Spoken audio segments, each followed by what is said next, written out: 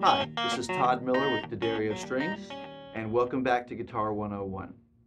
This is lesson 11.2. We're going to do our second caged lesson. This time we're going to apply the concept to the major scales. So previously we went over our 5 different caged chord shapes, and we saw how each shape moves in order. If you're playing in one key, we did the key of D. The first shape would be a C shape in the key of D, and then I could play an A shape in the key of D. These are all D chords, just different shapes, different voicings.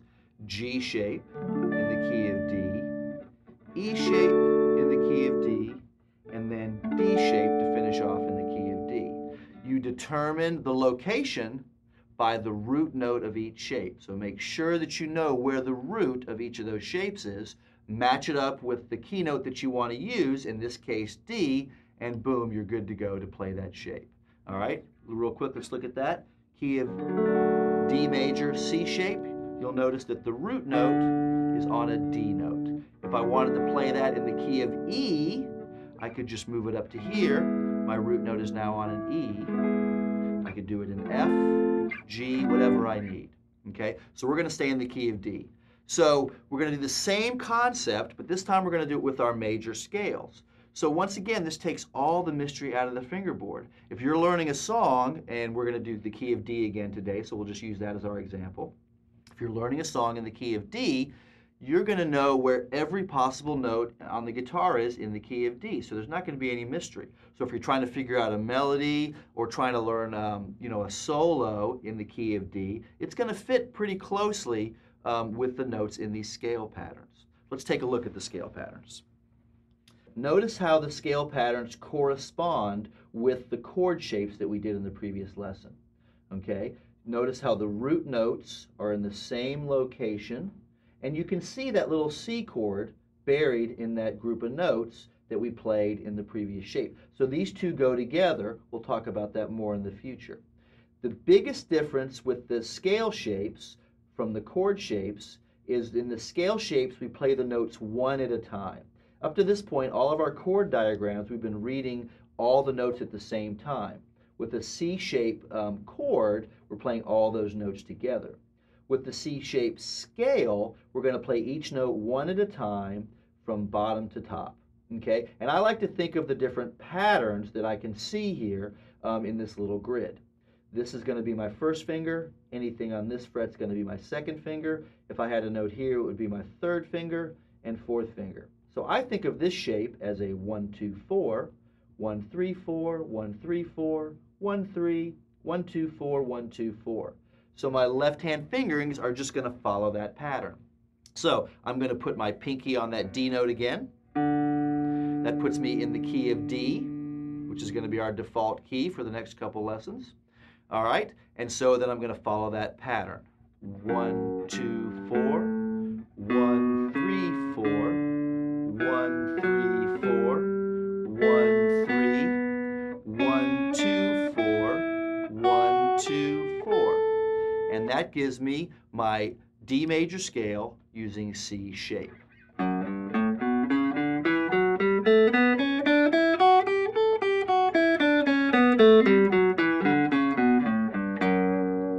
Now, one of the things that's a little different about guitar players playing scales is we often play it from the lowest possible note in the pattern to the highest possible note, which makes sense to me because it's very practical. If I'm learning a song or playing a song in the key of D, I want to know where all those notes are. I might want to play a lick, or I want to go down to those lower notes or to the notes above the root note. But sometimes it's a little weird to our ears. So if you're having a little trouble kind of making sense, you might want to play it from the root note to the root note and kind of get the sense of that major scale in your ear. So I'm going to start on the lower D, and I'm going to end on the upper D. There's 2 Ds in this particular pattern, 2 root notes.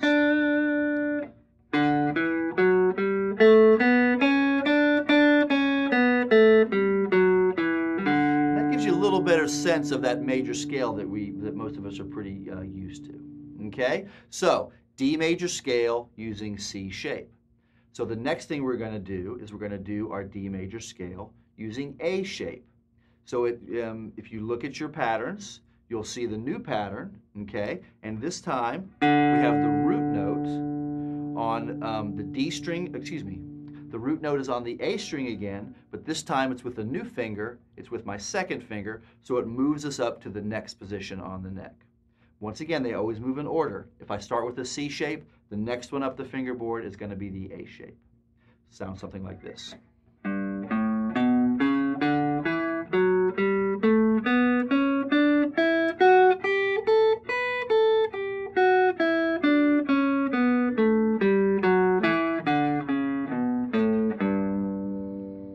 Okay, so we have a new pattern. You just need to memorize that pattern just like you did the first one. And it's going to give us all the notes in the key of D for that particular position.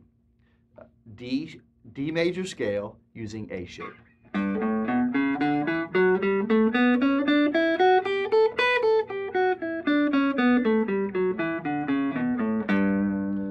Next, we're going to do our D major scale using G shape. The root note for the G shape major scale is under our pinky on the E string. So I find a D, and I'm going to play the scale pattern with the root note on the D on the E string.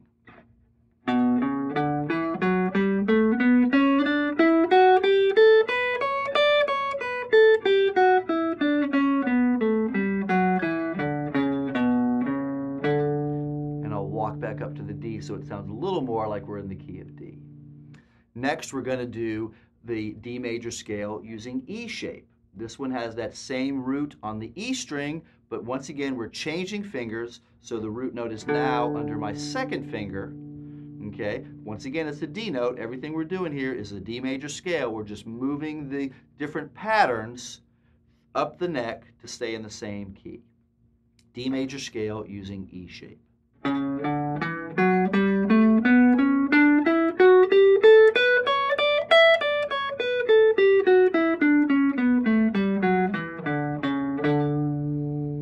Okay. Next, we're going to do our D major scale using D shape. So now we move to that last pattern, and the root note for the D major scale using D shape is going to be on the D string. Lots of Ds. So here's our D. So I'm going to play the pattern now, the D shape major scale pattern in the key of D.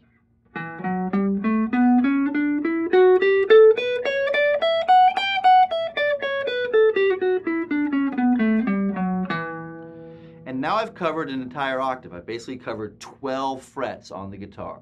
So if I wanted to keep going, I would just start back over. We played C shape, A shape, G shape, E shape, and D shape. If I want to keep going, I'm going to start back over with C shape. So here's my C shape major scale, an octave higher. I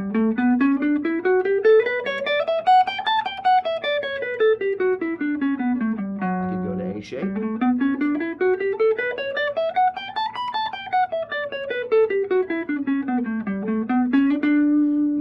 And so I could keep going till I run out of frets, and then I could play every possible scale pattern in the key of D.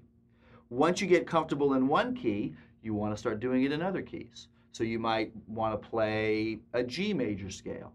So if it was me, I would probably stay away from the open strings in the beginning. Sometimes that can be a little confusing. So I would kind of go, okay, where's my lowest G on the fingerboard? Okay, here's a good G. So what's a good scale shape that's going to fit with that? Well, so I look at my scale shapes and I go, okay, well, let's see here. G shape has the root there, but that kind of gets me down pretty low. In fact, this note is going to be below the nut. But the next one, the E shape, is going to fit very nicely. So if I was going to play these in the key of G, I would probably start with my E shape. Key of G major using E shape.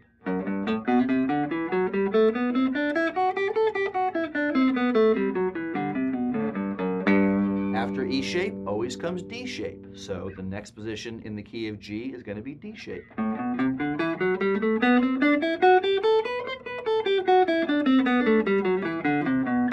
After D shape, we start back over with C shape. So the next position in the key of G is going to be C shape.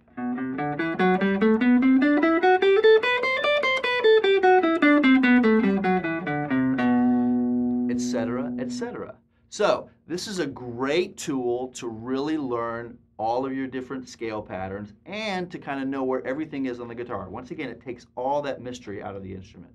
So I encourage you to try to apply it maybe as you're figuring songs out. If you know the songs in the key of G major, then you know those notes are going to fit and it's going to really help you find those notes. It's a great way to start improvising and making stuff up too.